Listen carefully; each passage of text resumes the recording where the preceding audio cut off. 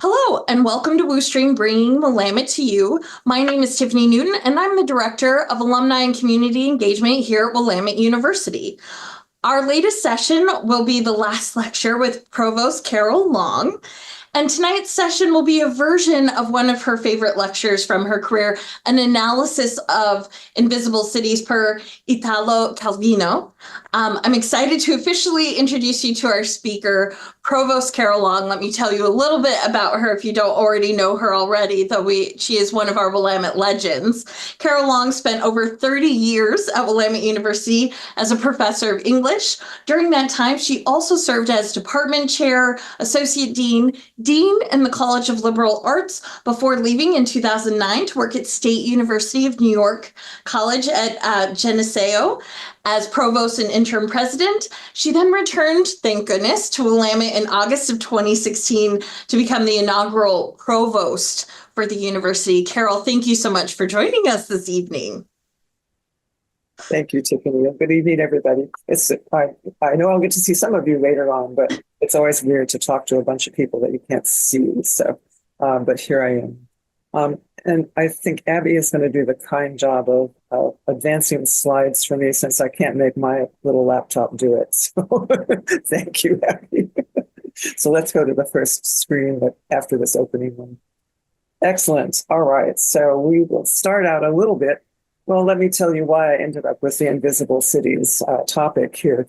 I thought when I was first invited to do this, I thought, well, I should talk about higher ed or the state of higher ed, which I do daily. And I decided, no, let's go back to literature. And I tried to think of what I'd like to talk about. And I remembered teaching Italo Calvino and Invisible Cities and some of his other works. And it was really fun. And I've always been, my graduate work was really mostly on Irish literature and things like that. And when I started teaching, I was teaching mostly British lit and a little American lit. But maybe 10 years, I came in 72 to Willamette, and that's actually the year in which Invisible Cities was published in Italian. So that also seemed, it wasn't published in English till 74, and I think I was teaching it maybe 10 years later than that or something. But I remember the classes I had taught that in and remembered some of the wonderful projects that students did on it. I really had fun teaching it. I had gotten by that time really interested in metafiction and the European theorists and experimenters, Rovrier, Borges, Umberto Eco, those lovely people, and Calvino. And so I decided, okay, we'll do Invisible Cities. And it fits my mind very well because it's kind of a combination of abstract and, really detailed. And I'm a sort of random abstract person. I'm either way up here or way down here on the ground looking at, rocks on the shore. I have a hard time connecting them sometimes, but I like that kind of contrast. And Calvino was also really, I think, interested in that. So that's how I ended up with this little story. So we'll talk a little bit about Calvino and a little bit about the structure of the book. We'll talk a little bit about the multiple kinds of interpretations that have been made of the text and adaptations of it. I might read to you a little bit here and there because I always like to do that in classes. Papers won't be due until alumni reunion, and I don't think I'll give any quizzes, so that'll be okay. But I will add a little bit of potentially more reading at the end if you stay interested. So this slide gives you a lovely picture of Venice over on the right-hand side. And one way to look at Invisible Cities is that it's really a book all about the city of Venice. Now, there are many other ways to look at it, but in chapter 6, which is part of the dialogue between Marco Polo and the Khan says, there is still one city of which you never speak. And remember, this is a book that talks about 55 cities. There is still one city of which you never speak. Venice, said the Khan. Marco smiled. He said, what else do you believe I have been talking to you about? So he's always thinking about Venice. Later on in the chapter, in the closing dialogue, Marco Polo says, to distinguish the other cities' qualities, I must speak of a first city that remains implicit. For me, that is Venice. So in a way, it's all about Venice. In an article in Modern Fiction, Calvino himself said that Venice is kind of a secret watermark of this fiction. So And in the chapter actually that follows the dialogue I was reading from, all 5 cities in that chapter are water cities. So there's a sort of coherence in this crazy book that in many ways is very chaotic. Okay, Abby, next. So learning a little bit about our friend Italo. He was born in 1923 in Cuba, and died in Siena, Italy in 1985. I love the fact that his father was an agronomist and his mother was a botanist. I don't know if that influences him, but there are a lot of sort of growy metaphors in the book and things. So I like to think that his parents really influenced him. During the war, he was already doing some work with the university, but he refused service in the fascist government as the war began. He went into hiding for a while, actually, and then he joined the Garibaldi partisans in 1944.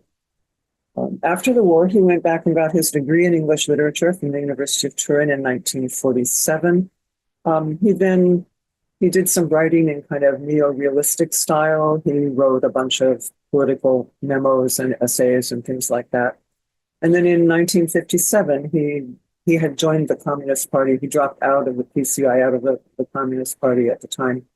And then in 1964, married an Argentinian translator, Esther Singer. Their daughter, Giovanna, was born in 1965. And after that, the whole family moved to Paris. And Paris is where we pick up sort of the beginnings of metafiction in his writing. So next, Abby, please. Well, this is just a nice, go back once, actually, Abby, if you don't mind. I'm sorry, I'm messy.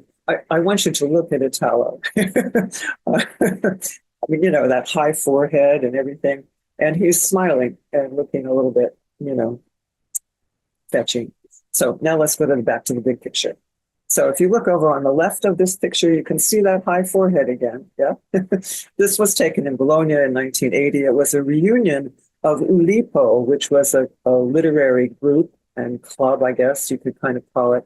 I don't know all the names of the others, I'm sorry, but it's a kind of nice way of seeing them all. So let's go to the next slide.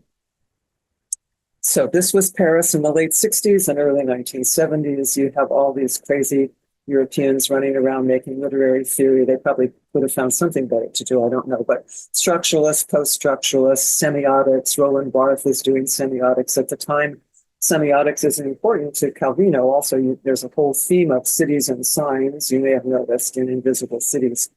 But the main group that he was identified with was this thing called Ulipo, and that was standing for, in French, Ouvrier de littérature potentielle, the workshop of potential literature. So one thing about, you may have noticed that Calvino was smiling in both of those pictures, right? He does have a sense of humor, I believe. And Raymond Queneau, who founded the Ulipo group in 1960, really talked about them. You'll find this in the last bullet in this slide. He talked about these writers as rats who construct the labyrinth from which they plan to escape. Yeah. And if you look at Invisible Cities, that makes a lot of sense. These were writers and mathematicians. They were using what they called constrained writing techniques. They used mathematical problems, game structures. They used chess a lot. These were things to kind of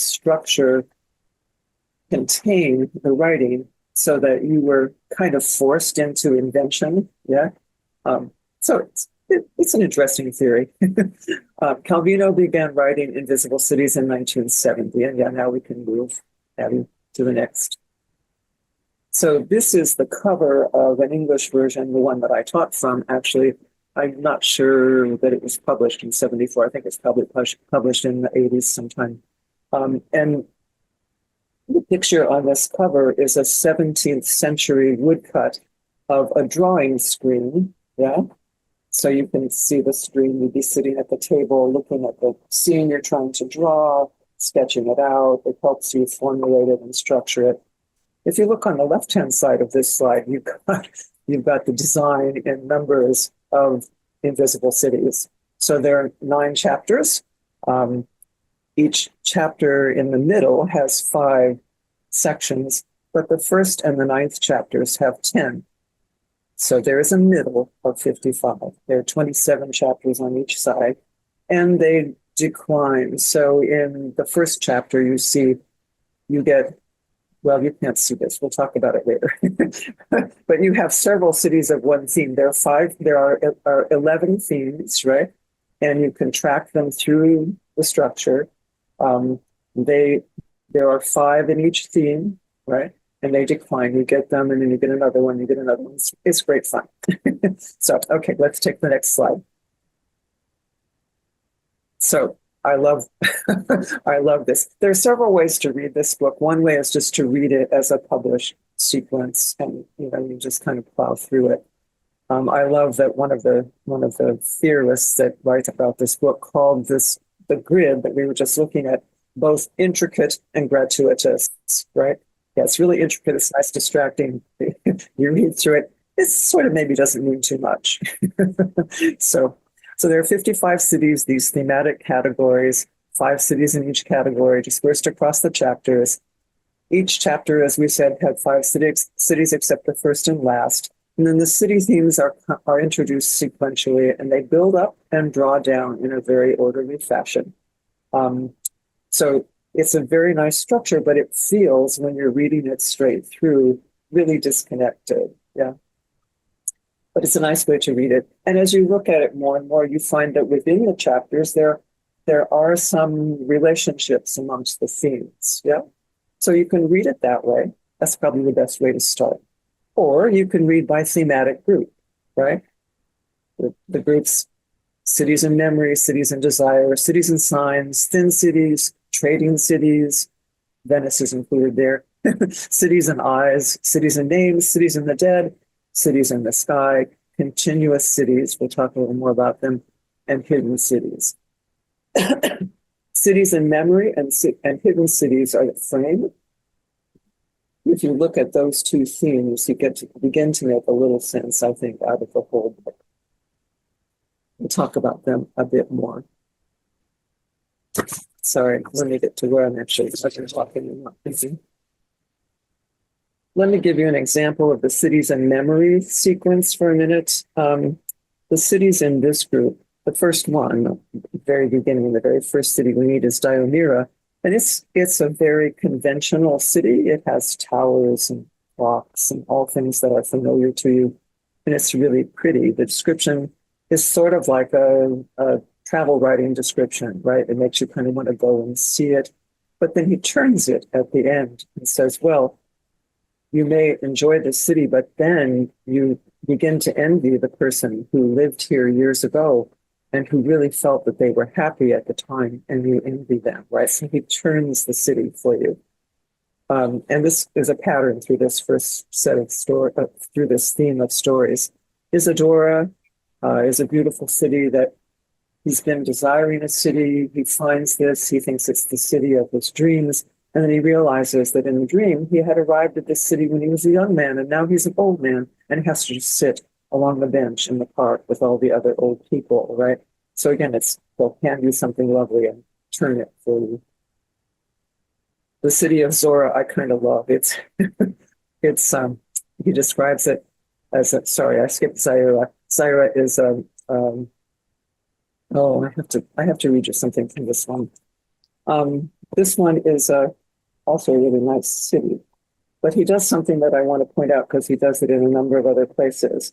Remember, this is cities in memory. And he says, this is Zera.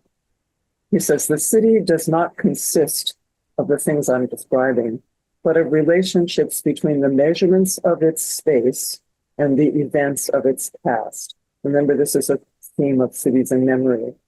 And then he goes on to say, the measurements between its space and the events of its past, the height of a lamppost and the distance from the ground of a hanged usurper's swaying feet, the lines strung from the lamppost to the railing opposite, and the festoons that decorate the course of the Queen's nuptial procession, the height of that railing and the leap of the adulterer who climbed over it at dawn, the tilt of a guttering and a cat's progress along it as he slips into the same window, the firing range of a gunboat which has suddenly appeared beyond the cape and the bomb that destroys the guttering, the rips in the fishnet and the 3 old men seated on the dock mending nets, telling each other for the 100th time the story of the gunboat of the usurper, who some say was the queen's illegitimate son, abandoned in his swaddling clothes there on the dock.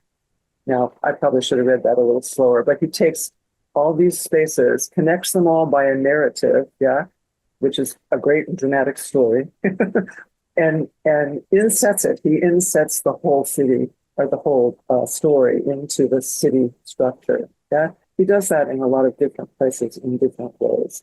So that's kind of fun. Now, Zora is a city that I like a lot. He describes it as an armature, and he describes it very carefully and says it's so precise and it doesn't change much. You can use it as a memory device, and you connect some memory to each place or piece that he describes, and then you could remember it all. He says the most intelligent people have used Zora as this in this way, and they remember everything. But then he says it's been so stable and hasn't changed, and so the earth has forgotten it. So again, memory but not. And then the final city in memory, Mauritia, is, I call it the postcard city. When you go visit there, people show you postcards of how Mauritia used to appear. And you look at them, there's, instead of having, there's a cock there instead of a car or something, so you see the change in time. But he says that you can't either not like the postcards or like them too much, because people are torn between the city as it used to be and the city as it is, right? So this constant looking at change of time, the memory of the city as it was once. They remember it, but they like what they have as well. Yeah. So nice theme, and this is true of each of the sets of cities. Each 5 cities work around that theme in some way. At the end of this 6th chapter, the Khan, this is the chapter in which they talk about Venice together, and the Khan says, after he hears all of this, "So then, yours is truly a journey through memory," he says. Yeah. So that's a nice central theme for him. Okay, next slide. So here we are. There's also this other structure that, aside from all these cities, right, there's a sort of philosophical dialogue structure, and this happens between Kublai Khan and Marco Polo. And let's do the next slide. So Kublai Khan ruled the Mongol Empire from 1260 to 1294. He had lots of adventures. He enlarged the empire to more than it had ever been, including taking over most of China and moving his capital to what is now Beijing. He had a variety of excitement. He had a civil war with his brother, things like that. And then Marco Polo was a Venetian merchant and explorer, traveled through Asia between 1271 to 1295.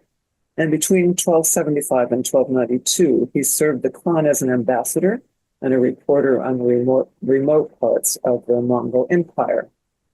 Calvino was, he picked this other Venetian to think about, for one thing, but he also picked a ruler and a traveler, and that helped him with some contrasts that he was trying to build, I think. In 1970, as he was beginning to write this novel, he described the novel as a rewriting of Marco Polo's Il Milione, The Travels of Marco Polo, but his book was all made up of brief descriptions of imaginary cities. And he said, "I don't know at this stage if it will work out." So he was experimenting, which was lots of fun. Okay, next slide. So they play through a series of contrasting positions and views in these philosophical dialogues. It's the emperor and the ambassador, the stationary ruler and the peripatetic traveler, the speaker and listener, and they're interchangeable, right? And sometimes the Khan says, "Now I'll tell you a city," and vice versa. They play a lot with the author-reader dichotomy as well. At one point, Marco says the story is shaped by the ear, not the pen, right? The hearer, the audience, does more to shape the text than the author in some regard. He goes back and forth all the time between order and chaos, abstraction and specificity, as we were talking about, and language, sign or emblem, and object, like semiotics. Yeah. So there are these constant contrasts that are really patterned and very fun to kind of track. There is a center city, and this is, I'm not really sure how you pronounce the name of this city, but I like to say it Bacchus because I like to think of Bacchus as the very center of these of these stories. And in this story and the dialogue around it, the Khan and Polo have a conversation about a bridge. Marco Polo describes the bridge very carefully. The Khan says, well, what stone actually holds the bridge up? What stone keeps it together? And Polo says, well, no, it's the arch that provides the strength, not the stone. And then the Khan says, well, what are you talking to me just about stones? What is the arch? How do you do that? Finally, Polo says, really, without stones, there is no arch. It takes both, right? And this is one of his ways in the very center of the book, bringing these constant dichotomies together. It takes both the stones and the arch. Yeah. Okay, next one. Okay, so I'm going to step out of the text here for a few minutes and talk about some of the things that other people have done with it. So there are lots of critics who look at the literary structure and the literary form and style and so on, but there are lots of other people that like this book and talk about it too. So I wanted to introduce you to a few of the extra literary approaches to Calvino. Urban Studies more recently has had a whole lot of fun talking about Calvino. So, and you'll see this in the last slide of some additional reading. This is Benjamin Linder's Invisible Cities and the Urban Imagination. It's a collection of short essays, relatively short essays. He does a great introduction, but then draws together all these other studies that are studies by anthropologists and architects. There are interpretations of existing cities. There are analyses of lost cities, previous cities. There's exploring what Polo calls the hidden history of existing cities, right? The layer that's not visible any longer, but is still there if you look for it. So that whole field of urban studies that has made use of his metaphors about cities. And I didn't try to build any links into these links, but I hope you'll go and follow them. There was an opera written about invisible cities, if you could believe that. I guess it's logical. Christoph Serrone did a 70-minute opera, which was produced in Los Angeles's Union Station with the cooperation of the LA Dance Project. It's really quite remarkable. There's a whole recording of it that you can get to if you want to. It represented the United States in the 2015 Prague Quadrennial. It was a winner of the 2013 Music Theater Now competition. The score was a finalist for the Pulitzer Prize in Music. And there's a whole hour-long documentary that PBS down in Los Angeles put together, which is really easy to find and kind of fun to watch. But they didn't like empty Union Station. They just performed the opera in the midst of it.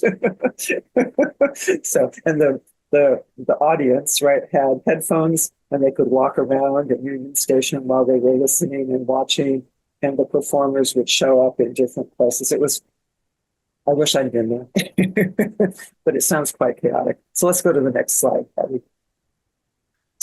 Okay, other interpretive projects. This one you can also go and see, the Cité Invisibili, which is done by a theater which is located in Fara Sabina, a medieval village 60 miles from Rome. They've taken on the project of doing site-specific performance. So they've done it in their city, but they also go to other places. And when they go to a place, they conduct historical anthropological social research on the site. They try to bring out that hidden city. They try to maintain the history of the city in some visible way. They build the few pictures that I've seen of this. They build like cloth tunnels that the audience walks through. They'll have little cutouts, like maybe they'll cut out around the window into a restaurant or something, and you're there as an audience, watching the people eat their dinner. But it's a really different way of embodying invisible cities and trying to apply that notion of discovering the many layers of the city. And then in a wholly different mode, there's a toy theater atlas that was created by a couple of artists in Chicago. Again, there's a link here that you can go and look at some of the images. They do pop-up designs, boxes that create for you particular cities out of invisible cities. They did a performance with these and a video rendering of the atlas. It's really pretty cool. So anyway, there are lots of other ways to get into invisible cities. If you don't want to read it, go look at one of these things. Okay, next slide, Abby.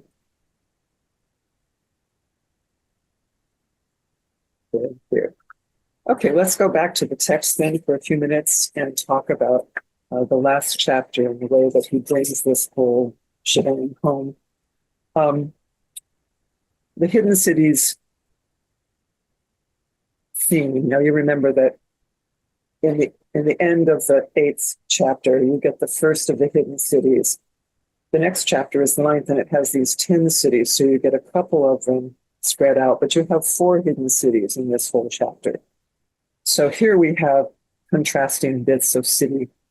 Olinda is a city that creates versions of itself in concentric circles, so that whenever you're there in the very middle of the city, you can find a tiny little pinpoint spot where the new one is growing. Yeah, so it keeps expanding. Raisa is the unhappy and happy city. Both cities are there. They can't see each other, but they're always both there. And if you walk through the city, you look at people being really unhappy, but you might find a little crack in a wall or something. You can see the other city, the happy city's there. So they're paired, built together, wrapped together. This one I love, the rat and the swallow city. This is a Sybil gives a prophecy to the city of Milosia, and the Sybil tells them that there are 2 cities, the city of the rat and the city of the swallow. They take this to mean sequentialness, right? And they decide, okay, the century of the rat is over now, we'll do the century of the swallow. But of course, not. Like the unhappy and happy cities, they're both wrapped together, which is really sort of lovely. The city of Theodora is sort of my favorite. The city of Theodora is called the Cemetery of the Animal Kingdom because they wanted to stamp out rats, things like that. And so they were very diligent and really killed everything. However, he ends the city story by saying, but they kept a library so that they could remember, yes, what rats look like and things like that.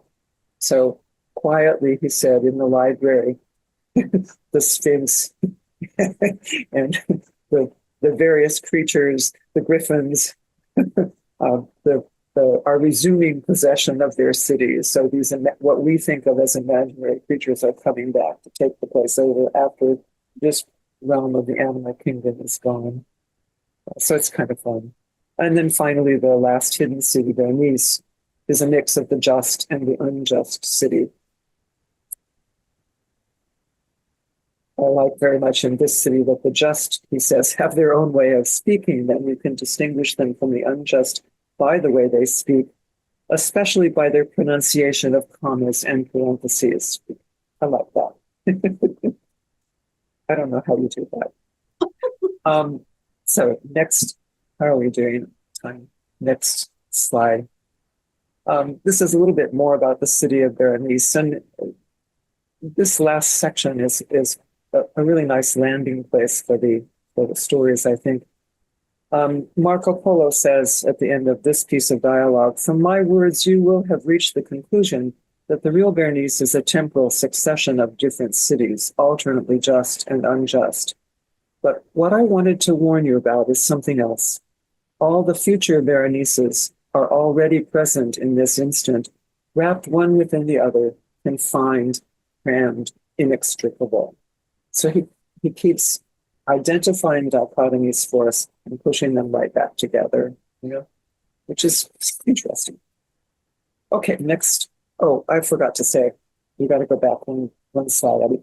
This is Venice again. And if you look carefully at these slides sometime later on, you'll find that this and the first slide we looked at about Venice are very similar, but not the same. So Venice is doing this just like Berenice. Okay, now we can go to the next slide. So talking a little bit about the last dialogue, the last discussion between Kublai Khan and Marco Polo. In this dialogue, beginning and end, it talks about atlases. It talks about the atlases owned by the Khan. They include an atlas of all the continents and of all the existing cities. Yeah. Aside from the earlier mention of Venice, this is the first place that the names of real cities appear, like historical cities, Carthage, Troy, existing ones, Amsterdam, Europe. One atlas includes all the cities that will exist one day that don't exist now. And he says in the last pages of the atlas, there is an outpouring of networks without beginning or end, cities in the shape of Los Angeles, in the shape of Osaka, of Kyoto, Osaka, without shape. Yeah. So this is a forecast of cities that many of us have lived in, right? that are continuous cities, sort of without shape in the sense of that very first Diomira city that was so beautiful with spires and all of that. So he looks forward to the evolution of cities in the 21st century in many ways. Okay, next slide. So the very last atlas contains maps of the promised lands visited and fought. So Kublai Khan, and the Khan has been interesting throughout the dialogues because he's the one who keeps trying to find order. He's at a point where he's beginning to worry about his empire. He's built it all up. It's beginning to fray. He's anxious about it. He wants to find a way to understand it or to contain it or to structure it so it lasts, right? So all the way through, he's asking questions about shape, and Marco Polo is talking about the mess. So they're a good set of poles for order and chaos between the two of them. And this last atlas contains the maps of promised lands of utopias, yeah? And Kublai Khan says, how do you reach such a city? Yeah? And Marco answers with all kinds of things, but his concluding comment is this. He says, the inferno of the living is not something that will be. If there is one, it is what is already here. The inferno where we live every day that we form by being together. Some days it feels more like an inferno than others, doesn't it? He says, there are two ways to escape suffering it. The first is easy for many. Accept the inferno and become such a part of it that you can no longer see it. The second is risky and demands constant vigilance and apprehension. Seek and learn to recognize who and what, in the midst of the inferno, are not inferno. Then make them endure and give them space. Yeah? That's it. He kind of sticks the landing well in this, right? He says, okay, we're all living in this duality. We're living in this big thing that we always try to order, and yet it keeps unraveling, where it keeps mixing itself up. And if you don't pay attention to both, you don't get very far. But this ending was really, I think, quite lovely. And that last phrase, to find the things that are not inferno and make them endure and give them space. And in some way, even though I said I wasn't going to talk about higher education, in some ways, I think that's exactly what higher education tries to do. Yeah. So let's go to the next slide. And there it is. There's Venice once again with a nice tourist boat in the middle. But Venice itself is such an interesting city now, with its change in the climate, with its really intensive tourist travel and so on. It's a very interesting place.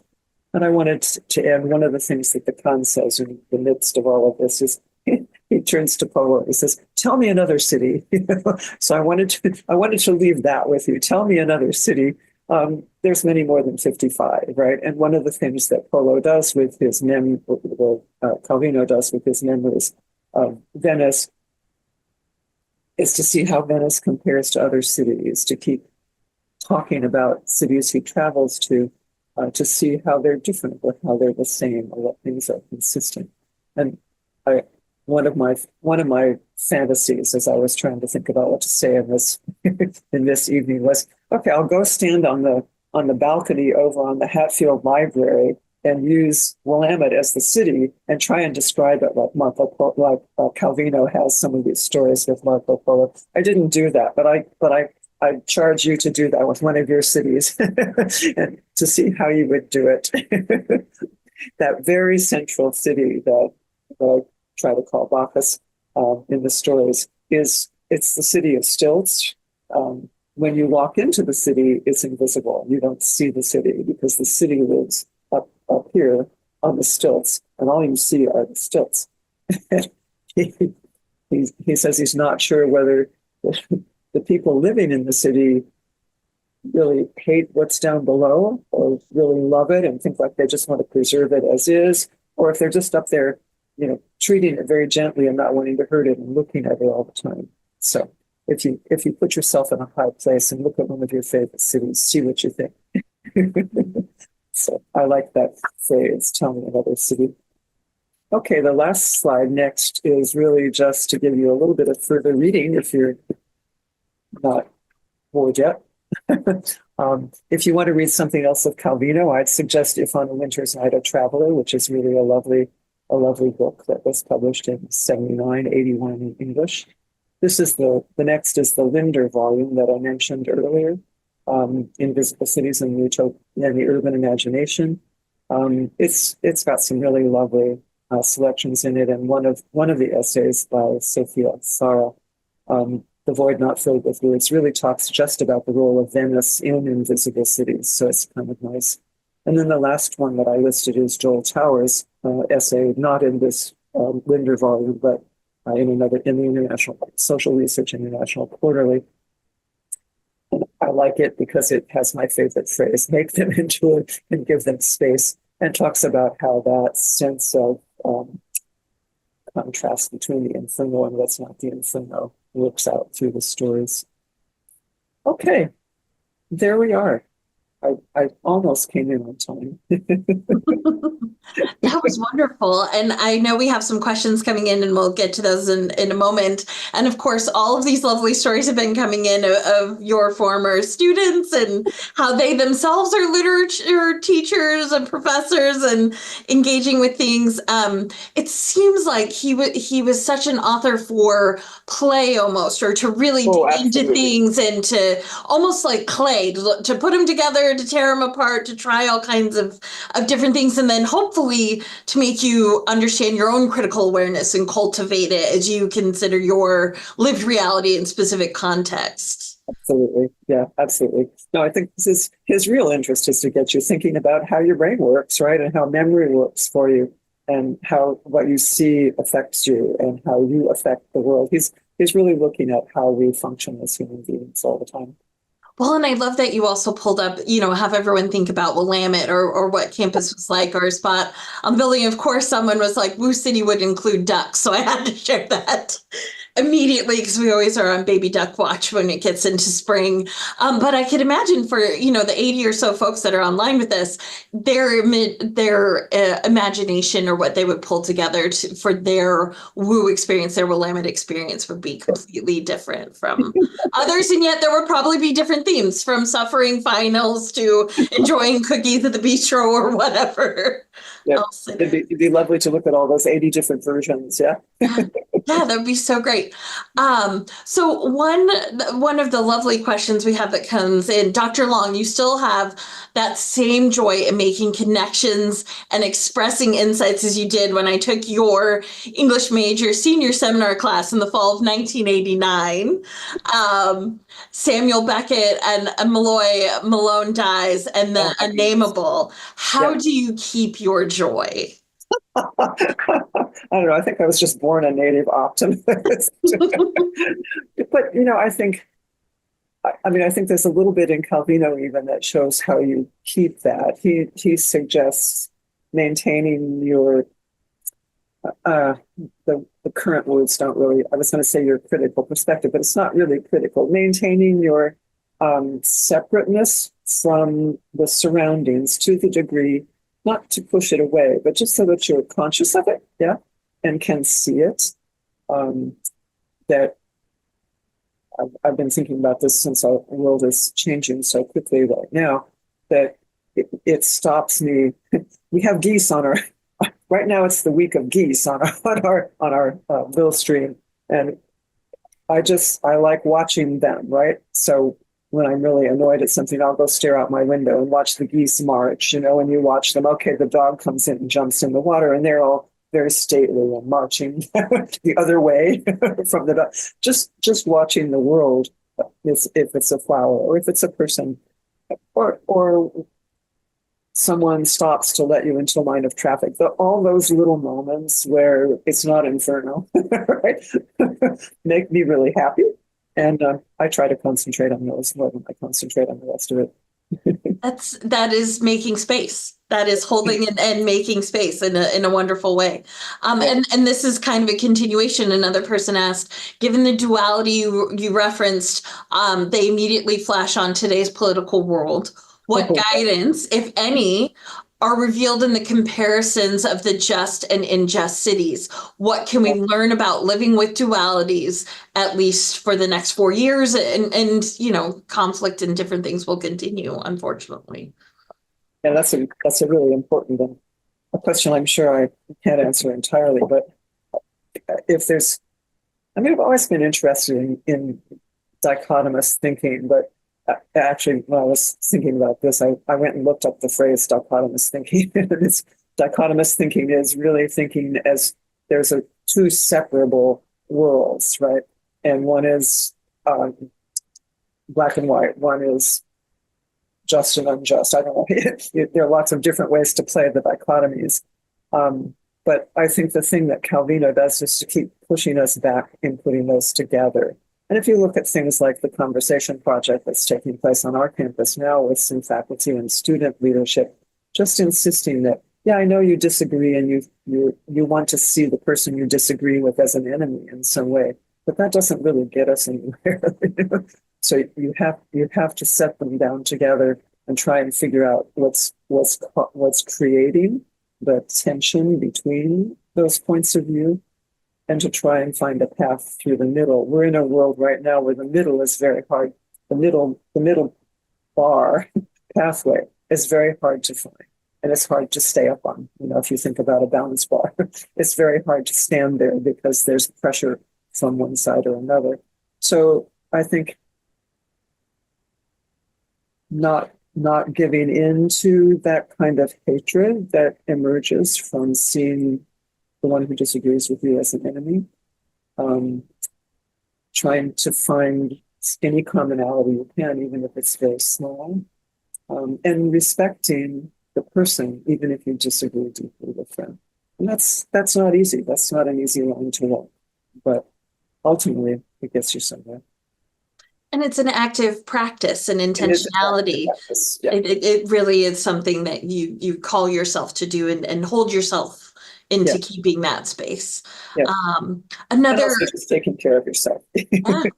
Yes, and it needs to be both. It needs to be, what you need to do to thrive, and then how you engage with difficult things. Yeah. Another great question, and it's kind of a two-part. In thinking about the time when this book was written, reflecting on the period in which it was written, are there ways in which Calvino sought, or others argue he sought, to remark on the state of then existing cities after the riots that followed the assassination of MLK Jr.? Cities were in a difficult place, and they wondered how those current events affected his narrative and his play with all of those dichotomies and differences. Oh, very, very definitely. And I think, his sense of the evolution of cities in the long run, I think was very much affected by that. There's a love in him for the older forms, and yet he sees that change coming, and I think was trying to point out some of the challenges to human capacity and human life through looking at those contrasts. I think he really did. It's wonderful. And one of the other folks is wondering, what else do you have as far as book recommendations, lecture related or otherwise? Of course, everyone kind of wants to pick your brain and see what you've been reading and digging into for years and years. Or if there's any favorite books, novels, different things that you've picked up recently or love? Well, actually, recently, this is not a completely new one, but I years ago read some of Barbara Kingsolver, and I'm thanks to our friend, the dean of arts and sciences, Ruth Feingold. She said, "Here, read this." So I'm reading Kingsolver's Poisonwood Bible, which has been really interesting. And Kingsolver did a really nice. I think it was in some. I don't know if it was a blog of some kind. I don't know exactly where it was published, but she made a wonderful statement back in November, talking about how to preserve yourself in times of difficulty and conflict. And she said similar things to what we were just talking about. You really have to be looking at the things close to you, taking care, sort of like what Calvino was saying. You have to take care of the people you can help. Give them space and make them endure. She said something very similar. So, but I've been enjoying the Poisonwood Bible. Some of you know I'm a terrible addicted reader of bad mystery novels. So I'm reading a wonderful set of, well, they're not very well written, so this is not my literary opinion, but I'm having a lot of fun reading a set of mysteries that take place in Ashland in Oregon, all set in the Shakespeare Festival setting. So that's a lot of fun. I read way too much about higher ed right now. So. Well, and one of the questions that came in is, of course, about your long history with higher ed. They say so lovingly, "Carol, you're a great teacher. Can you possibly give this up? I hope you'll carry on in some venue. Do you have any plans?" It's funny. I said for years that I couldn't retire until I had a full plan because I'd go nuts, right? As it turns out, as I look it in the face, 150 some days here, I've decided really what I have to do is kind of sit still for about 6 months and look around, because if I make a plan now, it'll be as busy and more of the same. If I sit for 6 months or so, I might decide on something else to do. My current theory, I've been reading, well, we have a lecture on campus actually Thursday with the Dempsey lecture on a book called Finding the Mother Tree, which is right in the thread of what I've been reading lately. I've been reading a book called The Light Eaters, which is about plant consciousness and intelligence, right? So my most common response when people ask me what I'm going to do is, yeah, I'm going to spend more time with trees than people. Well, and thankfully, we live in a state that has so many wonderful spots. Yes. We can definitely find some trees. And then, speaking of which, another person asked, "What is your favorite spot on the Willamette campus, and why?" This has been really a place for you, a city for you, for so long. It really has, yeah. And I've watched it change a lot through the years too. I was here before, the Hudson Bay the Mill Stream was just a trench that ran through the campus. So I really appreciate that changing of the water flow. So I guess I would say, I still am nostalgic about the third floor of Eaton Hall and things like that. But in terms of an actual place, and there's the star trees. I love the star trees. But I think maybe the Martha Springer Garden, because it's tucked in by the stream, and there's a moment in my history when I changed from being a straight teacher to being an associate dean. Excuse me. And as I was walking into campus one morning to the dean's office, I went across that bridge there by the garden. Excuse me. And as I was walking across that bridge, somehow I thought, okay, I'm really liking walking towards this office. And I was thinking that in administrative work, which my friend Bill Duvall had told me I should never do, right? And we lived in the sort of them, us, administrators, faculty kind of dichotomy in our youth here. But I realized as I was walking in that day and looking at the stream and thinking about one, that I really felt that I could do more in that position where I had a little more structural influence on the institution. I could do more for my students and for education from that approach than I could do individually in an individual class. Not that that was a bad thing to do, it's a wonderful thing to do, but that it gave me more of a way to encourage good education, good action. So I remember that bridge, which is kind of irrational, but I do. Well, and it's so interesting just for those who haven't been to campus for a while. The Martha Springer Garden is being updated and there's some exciting things going on. And at Alumni Reunion Weekend, there will be a whole reception and things, but it has become a really important place of not solitude, but just respite or to take a moment, to take some space to enjoy something or get out of a particular role or mindset or Yeah, that's very something like true. that. Yeah.